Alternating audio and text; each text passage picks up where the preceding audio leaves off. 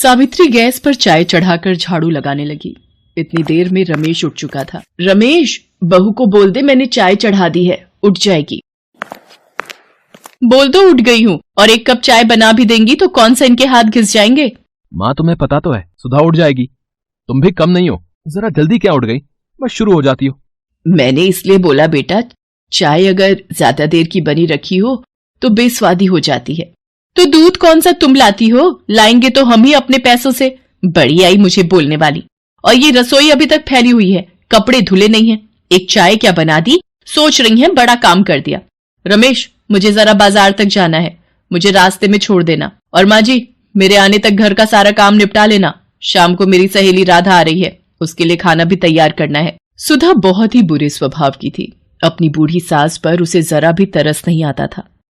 वो सावित्री से ही सारे घर का काम करवाती थी। सावित्री कई बार दुखी हो जाती थी, पर वो अक्सर बेटे की वजह से चुप हो जाती थी। रमेश के सिवा सावित्री का इस दुनिया में कोई भी नहीं था। सावित्री घर का सारा काम निपटाकर कुछ देर के लिए लेटी ही थी कि माँ जी, मेरी सहेली राधा आ गई है, मैं उसके साथ बैठी हूँ, जाओ रसोई में जाकर खाने की तैयारी करो। ठीक है बहू, मैं अभी बना देती हूँ।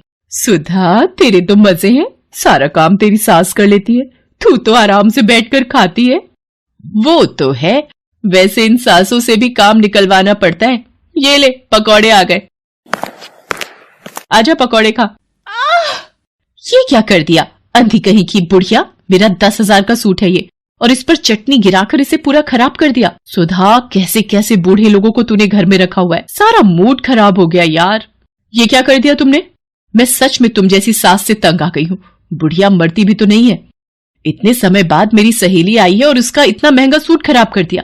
अब हमारी आंखों के सामने खड़े होकर और क्यों गुस्सा दिलवा रही हो, निकल जाओ यहां से। गलती हो गई बेटा, अब नजर कमजोर हो गई है, इसलिए मैं देख नहीं पाई।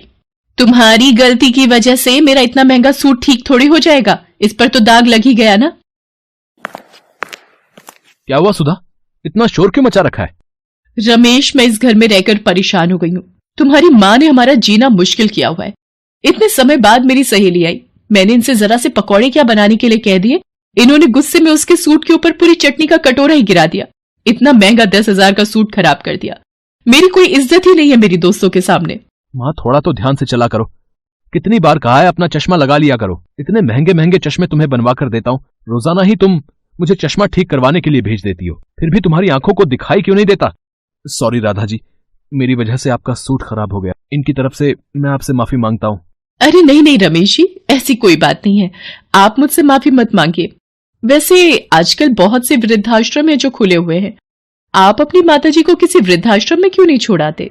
अपनी उम्र के लोगों के साथ रहकर इनका भी मन लगेगा और आप लोगों को भी अपनी जिंदगी खुले से गुजारने का मौका मिलेगा। मेरे पड़ोस में बहुत से लोग हैं जिन्होंने अपने माता पिता और सास ससुर को वृद्धाश्रम में छोड़ दिया है और खुशी से अपनी जिंदगी गुजार रहे हैं, न कोई रोक टोक न कोई सिरदर्दी। क्यों रमेश, कह तो राधा बिल्कुल सही है, हम भी क्यों ना माँ जी को किसी वृद्धाश्रम में छोड़ाएं। ठीक है सुधा, मैं कल ही किसी वृद्धाश्रम में बात करता हूँ, फिर हम माँ को वहीं छोड़ाएंगे। हे भगवान, ये मेरे बेटा बहू हैं जो मुझे वृद्धाश्रम में छोड़ने की बात कर रहे हैं।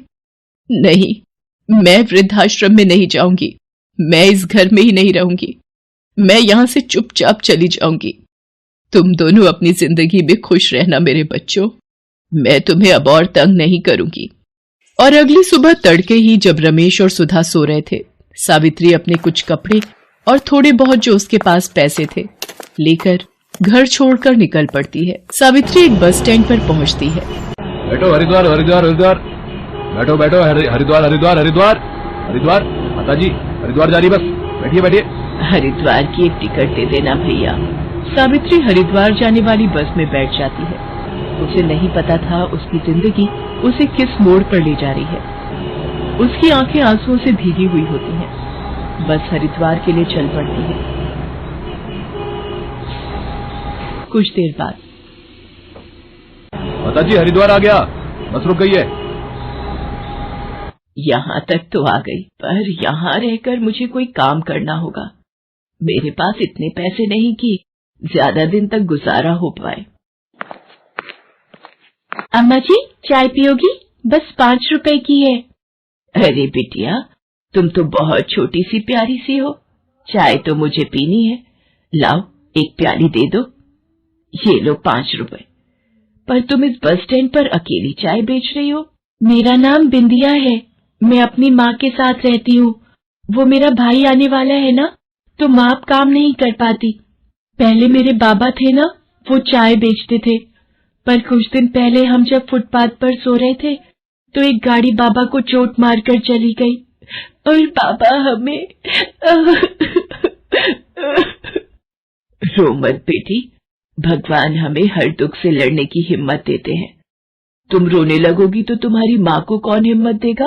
वो देखो पेड़ के पास मेरी माँ बैठी है। माँ, ये अम्मा जी तुमसे मिलने आई हैं। बिंदिया की माँ मालिनी सावित्री की आप बीती सुनकर बहुत दुखी होती है। आपने सही किया, आपने घर छोड़ दिया अम्मा जी। मैं और मेरे पति गांव छोड़कर कमाने के लिए शहर निकले थे। हम पड़ोस में ही एक झुग्गी में रहते हैं, पर मेरे पति के साथ यह हादसा हो गया और वो हमें अकेला छोड़कर चले गए। और मेरा बच्चा होने का टाइम भी नजदीक है, इसलिए चाय की दुकान वाले से चाय लेकर बिंदिया को दे देती हूँ और ये आने जाने वाले यात्रियों को चाय बेच देती है। छोटी बच्ची है ना, तो हर कोई नहीं खरीदता और इतनी हिम्मत नहीं पड़ती कि बसों में चढ़ उतर कर मैं चाय बेच सकूं। आह, क्या हुआ मालिनी? हे भगवान, इसकी तो तबीयत बिगड़ती जा रही है। सावित्री मालिनी को हरिद्वार के एक अस्पताल में भर्ती करवाती है, पर मरीज शरीर से बहुत ही कमजोर है, इसलिए हम माँ और बच्चे दोनों में से किसी एक को ही बचा पाएंगे। अम्मा जी, अगर मुझे कुछ हो गया तो आप मेरे बच्चों का ध्यान रखोगी ना? मेरे बच्चों का कोई भी नहीं है इस दुनिया में, मेरे बच्चे अनाथ हो जाएंगे अम्मा जी। मालिनी, तुम ठीक हो जाओगी, तुम्हें कुछ नहीं होगा। मालिनी नहीं बच पाती, उसके शरीर में इतनी ताकत नहीं थी कि वो एक बच्चे को जन्म देकर जी पाती। गरीबी और भूख से उसका शरीर खोखला हो चुका था और वो अपने बच्चे को जन्म देकर इस दुनिया से चली गई।